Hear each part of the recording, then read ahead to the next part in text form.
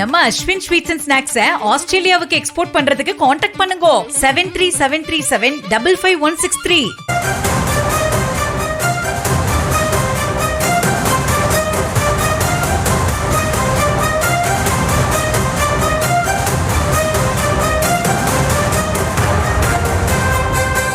செய்தியை பார்த்து வருகிறோம். பல்வேறு நிறுவனங்களுடன் முதலமைச்சர் முன்னிலையில் தமிழக அரசு புரிந்துணர்வு ஒப்பந்தங்கள் கையெழுத்திட்டு இருக்கிறது. அதில் என்னென்ன ஒப்பந்தங்கள் கையெழுத்தாகி இருக்கிறது, அதன் மூலம் எத்தனை பேருக்கு வேலைவாய்ப்பு கிடைக்கும் என்ற தகவல்கள் வெளியாகி இருக்கிறது. இது தொடர்பான விவரங்களோடு இணைகிறார் எம்முடைய செய்தியாளர் ராஜேஷ்.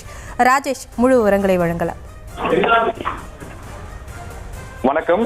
தமிழக முதலமைச்சர் ஒரு புதிய புரிந்துணர்வு ஒப்பந்தத்தை மேற்கொண்டிருக்கின்றார். குறிப்பாக இன்று காலையிலே உலகளாவிய திறன் மையங்கள், ஆராய்ச்சி மற்றும் மேம்பாட்டு மையங்கள், உற்பத்தி திட்டம் மற்றும் தமிழ்நாட்டின் முதல் சர்வதேச பல்கலைக்கழக வளாகத்தை நிறுவுவதற்காகவும் முன்னணி உலகளாவிய நிறுவனங்களுடன் தமிழக அரசு இந்த பல்வேறு ஒப்பந்தங்களை மேற்கொண்டிருக்கிறது.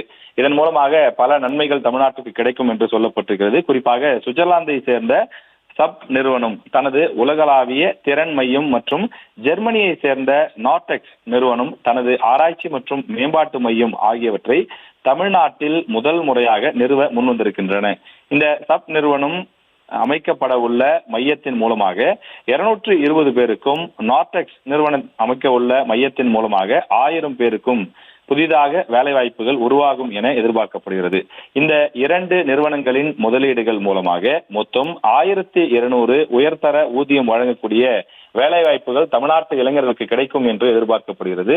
இது தவிர உயர்கல்வித்துறையில் ஆஸ்திரேலியாவின் முன்னணி ஆராய்ச்சியை சார்ந்த பல்கலைக்கழகங்களில் ஒன்றான மேற்கு ஆஸ்திரேலியா பல்கலைக்கழகம், யுனிவர்சிட்டி ஆஃப் வெஸ்டர்ன் ஆஸ்திரேலியா, இந்தியாவில் தன்னுடைய வளாகத்தை சென்னையில் நிறுவ இருக்கின்றது. இது தமிழ்நாட்டில் அமைய இருக்கக்கூடிய முதல் சர்வதேச பல்கலைக்கழகமாகும். 1911ஆம் ஆண்டு நிறுவப்பட்ட இந்த பல்கலைக்கழகம் QS உலக பல்கலைக்கழக தரை வரிசையிலே 2026ஆம் ஆண்டு இந்நடப்பாண்டிலே 77வது இடத்தை பிடித்திருக்கின்றது.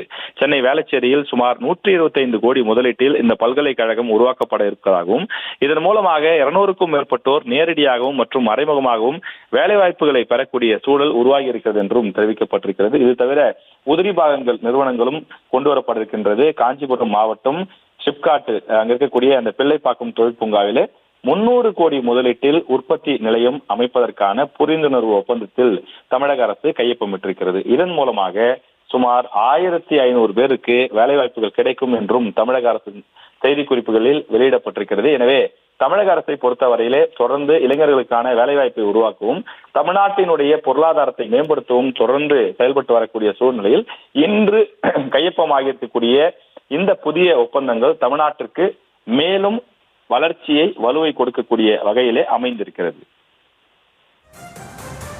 விவரங்களுக்கு நன்றி ராஜேஷ். நம்ம அஸ்வின் ஸ்வீட்ஸ் அண்ட் ஸ்நாக்ஸை ஆஸ்திரேலியாவுக்கு எக்ஸ்போர்ட் பண்றதுக்கு காண்டாக்ட் பண்ணுங்க 7373755163.